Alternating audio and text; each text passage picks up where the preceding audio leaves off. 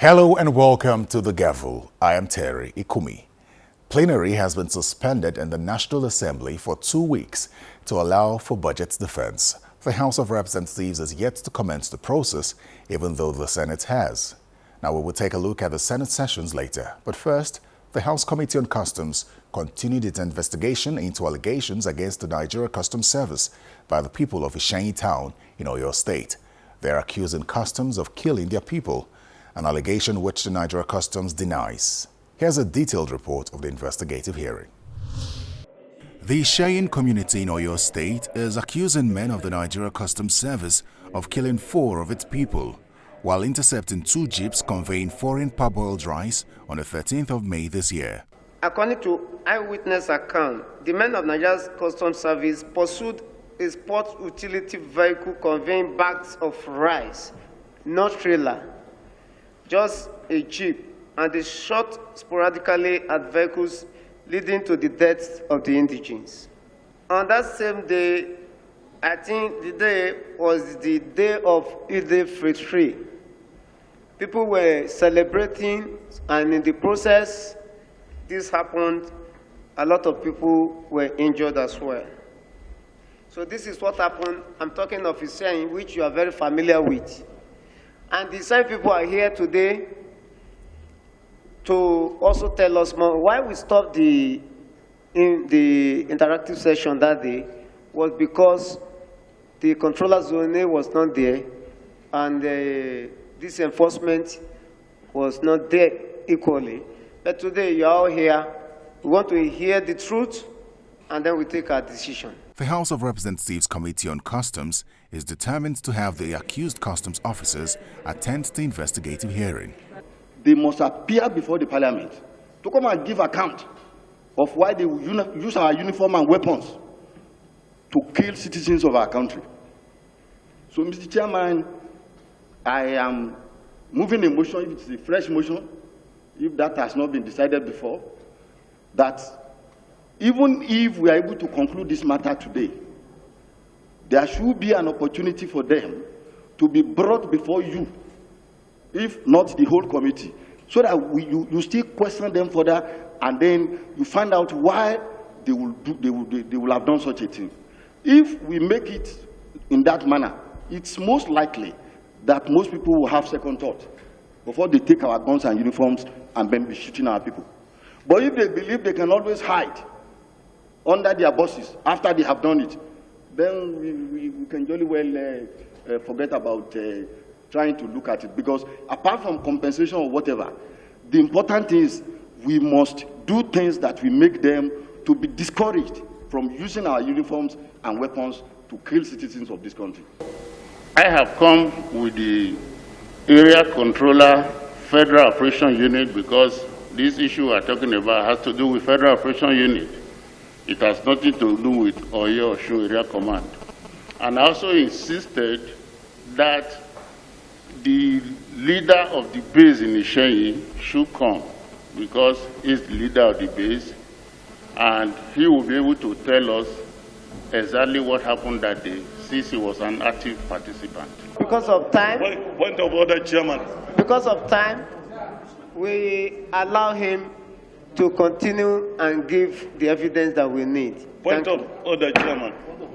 After that issue was sorted, the representative of the families stated their demands. We are seeking for 3 things. We are seeking for justice. We want this house to help us to know who are the officers that perpetrated these heinous crimes. We want them to be identified, to be prosecuted according to the law of the land. Also, we want an apology. We want an apology from the hierarchy of the Nigeria Customs Service to these families. And we want compensation, because to live has become a problem for the family left behind. They are asking for the perpetrators of these heinous crimes to be identified and be brought to book. They are asking for apology. In respect of the deceased, they are asking for compensation to the tune of 1 billion each. for each family. They're asking for 1 billion naira as compensation. And for Muraino, who sustained gunshot injury, is asking for 500 million naira. So now you are looking at 5.5 billion. 4.5. Okay, 4.5 billion. Yes, sir. Compensation. Compensation. But the acting controller of the Federal Operations Unit Zone A, Ikeja, explained that the incident was not without cause and no death was recorded. In a mob action, and where you are trying as an officer, did anybody die in the process? I'm not aware of anybody that died. Okay. It is impracticable for somebody holding gun and people numbering hundreds, attacking them with cutlasses, try to disarm them. They were even disarmed. Yes, they were disarmed. And one of the rifles, the officer at the base will give the vivid account of what happened. He's here. The officer is here. I am just giving a preamble because that is the report he gave to me. And I will lean on whatever report he gave to me. But the fact still remains that obstructing an officer from performing his legal duty is unconstitutional. A direct question was then thrown to the head of the team under investigation.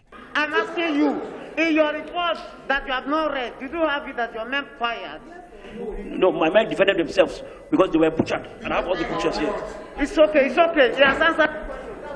He then gave a vivid account of the incident, insisting that he and his men were attacked first at the customs base, but did not open fire on their attackers. The owner of the vehicles contacted their colleagues, smugglers, and some thugs. They came and blocked us on the way. But fortunately for us, we meandered our way down to our base. Before we know it, more than 100 people were already surrounded the base. So we have our 2 officers downstairs. Then because we're only 11 officers, and those people were more than 100 with cutlasses, bow and arrow and everything, and they were chanting songs. Believe me or not, I'm telling you, they are chanting songs that they want to kill us. That they're tired of seeing us. We're stopping them from doing their business. But I told my boys, nobody should interact. You just watch them and defend the office. But fortunately enough, one of them just rushed and caught the guy with the cutlass on his head. I have the pictures here. We did not kill anybody. To my personal knowledge, we did not kill anybody. Did you do any report to your superior? Okay, Ebidu. No, yeah, I have my incident report. You did a report to him? I have my incident report, yes. Because what he told us is quite different from what you are telling us. You are giving us a new ground from what he told us. That means your report didn't get to him before coming here. Did you give him the report? No, I give you the summary because I'm not reading it. I'm just giving you the summary. Okay, that's because the report. What Can you give me that report? Okay. Let me have a copy. Then 2. Carefully, you use the word defend ourselves 3 times. Sorry. Ali, no, you are my friend. Carefully, you mentioned the word defend ourselves 3 times in the course of your presentation. Yes, sir. And since you are the person on ground and you defended yourself, what is the mode of defense you applied to defend yourself? The mode of defense is that you fire in the air to disperse the mob. Did you? I've answered you that. I said yes. We fired in the air. I said we fired in the air. If it is smuggler that died, I wouldn't have issue because I know they are very notorious and they don't take life to be anything. But in this case, it is the innocent people that died. Yeah. So this is just the point. And those of us that are coming from border communities, we should warn our people. If custom happen to maybe have armored vehicles now, they can face the smugglers. And if they kill any smuggler, nobody will look at their case because it's economic sabotage. This is not, by law, it's not acceptable to anybody. Not to talk of when you even come in with ammunition. So, but in this case, we are talking about the innocent people who does not even know anything about smuggling. They are moving on in the town. The Independent National Electoral Commission and members of the civil society organization are asking for quick harmonization of the 2021 Electoral Act Amendment Bill and transmitting same to the President for assent before the end of the year. At a two-day retreat of the Joint Senate and House Committee on Electoral Reforms in Abuja, the INEC chairman, Professor Mahmood Yakubu, also appealed to the lawmakers to continue to endow the commission with the power to choose the type of technology to deploy during elections. Take a listen. The 2021 Electoral Act Amendment Bill is no doubt one of those bills that has attracted so much debate, and with its passage by both chambers of the National Assembly, many are hopeful that it will eventually be signed into law and improve the country's electoral system. The chairman of the Joint Senate and House of Representatives Conference Committee on the Electoral Act Amendment Bill, the chairman of the Independent National Electoral Commission, INEC, and members of the civil society organizations brainstormed on the harmonization of the 2021 electoral bill. The meeting was to reconcile a few differences in some of the clauses in the 2021 Electoral Act Amendment Bill before transmitting it to President Buhari for assent. I am happy to state that most of what we call citizen top priorities of the Electoral Amendment Act have been addressed by the Electoral Act 2021. The task of this conference committee is therefore very clear: a reconciliation of the differences in the few clauses of the bill as passed by the Senate and House of Representatives. We welcome the new provisions of the draft bill that seeks to enhance the participation of people with disabilities, and we believe that given political will, the same progress can be made with regard to the participation of women in the electoral process. The Senate recently reversed its earlier position on electronic transmission of elections results, but both the Senate and the House of Representatives need to harmonize other clauses in the bill before transmitting it for presidential assent, and promptly so. I want to assure you that in a proactive manner, the Commission has been studying aspects of the amendment bill even before it's finalized by the National Assembly and assented to by the President. And we have identified areas that require formulation of regulations and guidelines, as well as the review of prescribed forms for implementation. This will enable the Commission to test run procedures and pilot innovations ahead of the 2023 general election. The speedy passage of the bill will be in the best interest of our electoral process. There are extensive provisions in the current bill that require clarity, and INEC must rise to the occasion to provide guidance. With only 484 days to the 2023 general election, time is of the essence. As you finalize on the electoral amendment bill, I urge you to continue to endow the Commission with power to determine what technology to deploy in our elections at the appropriate time. Beyond the Electoral Act Amendment Bill, civil society groups and the diplomatic community want legislation that will ensure inclusiveness and internal party democracy. I always think it's important to provide options, but the National Assembly in its wisdom has decided to go on direct primaries. But again, the implementation of this, or successful implementation of this, will depend on one key thing, which is the issue of internal democracy within parties. So the issue at the end of the day is not whether it is direct or indirect primaries. It is whether there is internal democracy with parties. Is it possible for parties to respect their own rules? If they can't, then it wouldn't even matter at the end of the day whether it's direct or indirect primaries. So I think that what the parties need to work on is how to define their rules, to respect their rules, and to implement their rules. That way, the complaints will be limited. Welcome back to the Gavel. As I said earlier, the Senate has commenced budget defense sessions, and the Chairman Senate Committee on Appropriations, Senator Jibrin Barau, is assuring that the National Assembly is determined to pass the 2022 budget before the year runs out. Speaking to journalists after the committee's meeting at the National Assembly, Senator Barau said to achieve this target, the upper chamber has given its standing committees till November 24 to submit budget reports to the Appropriations Committee. Now let's find out more about the budget defense in the upper chamber. The House of Representatives Committee on Aids and Loans met with the Ministry of Budget and National Planning and was concerned about certain projects for which the federal government plans to borrow. If you check your record on the 2018 to 2020 borrowing plan that was sent to the National Assembly, there was a repetition of a project. This Green Imperative project of Minister of Agriculture. We have already given approval on this project before your submission, before your last submission.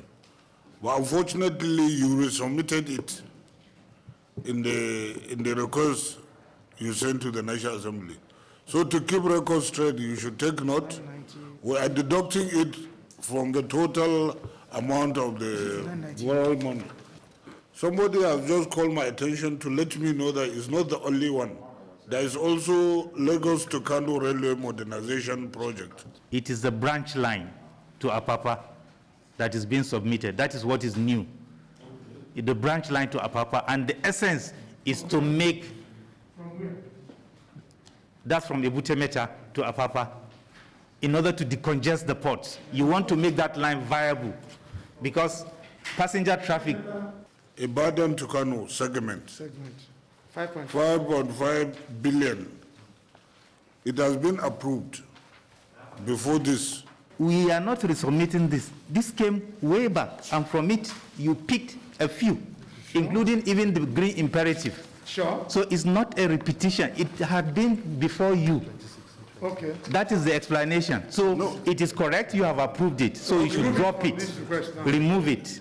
Meanwhile, the Group Managing Director of the NNPC honored the invitation of the House Committee on Nigerian Content Development on an allegation that the NNPC had violated certain laws, including the cabotage law, by employing the services of a foreign company. In the case of this, Mr. Kyari responded by explaining that no law was violated, an explanation that appeared to satisfy the committee. NIMASA must offer waiver of the cabotage restrictions before any vessel will be chartered by NNPC. What it means is that every vessel that we have taken meets the requirement of the Cabotage Act, which by implication means that we have also met the requirements of the Nigerian Content Act.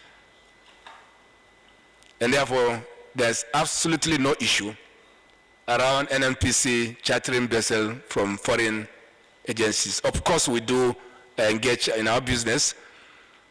There are many things we do as a matter of absence of choice that you must deal with foreign companies. But the Nigerian Content Act provides clearly how you go about doing this. There's nothing in the Nigerian Content Act that says that you cannot patronize foreign companies.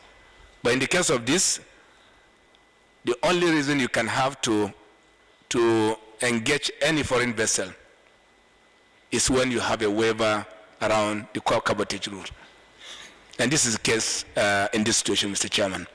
As a National Assembly, ours is to ensure that our people are carried along in the process.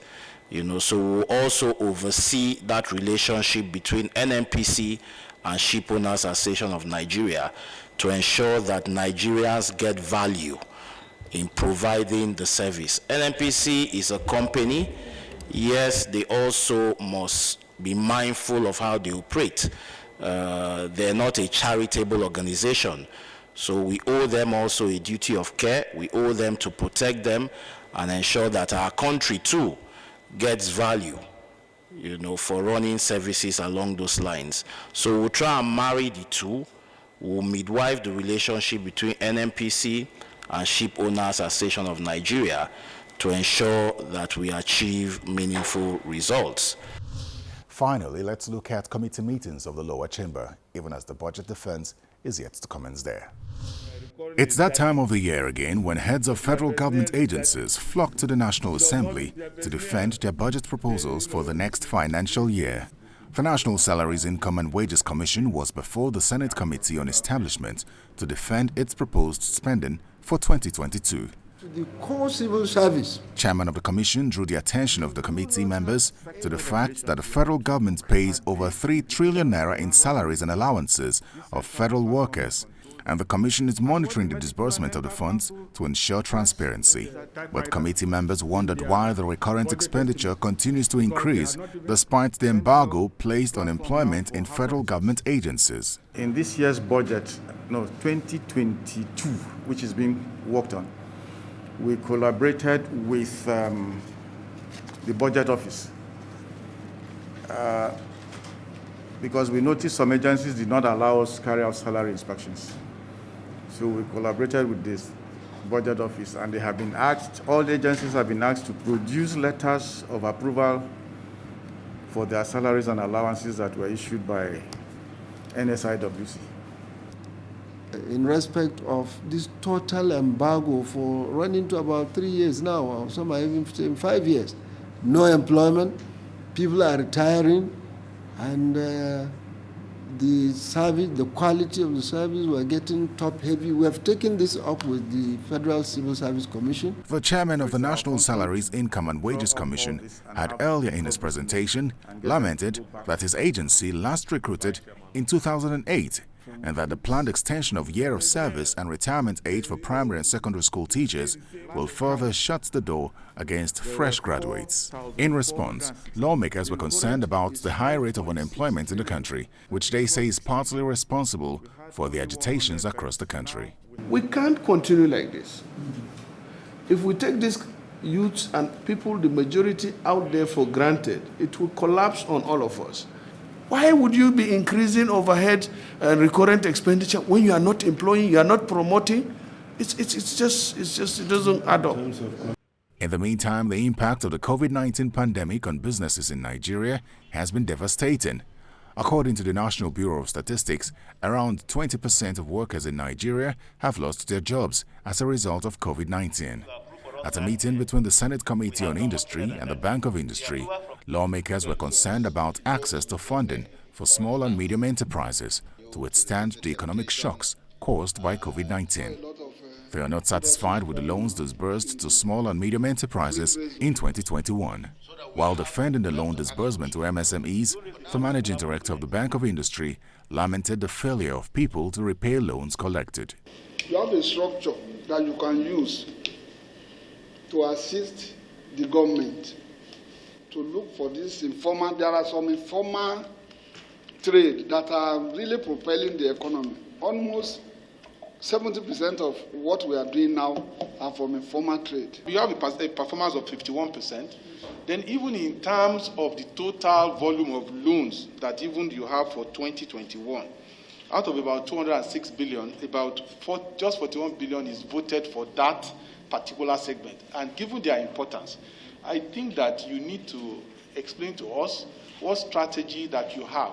The average person believes that government money is part of national cake, which is why most of the small, medium enterprises are having problems getting facilities because they don't want to pay back. So when we now put the conditions that we protect our money, they will cry and say that it's too stringent. But the ones that we have reduced our lending criteria, money has been lost. So we are preventing that from happening.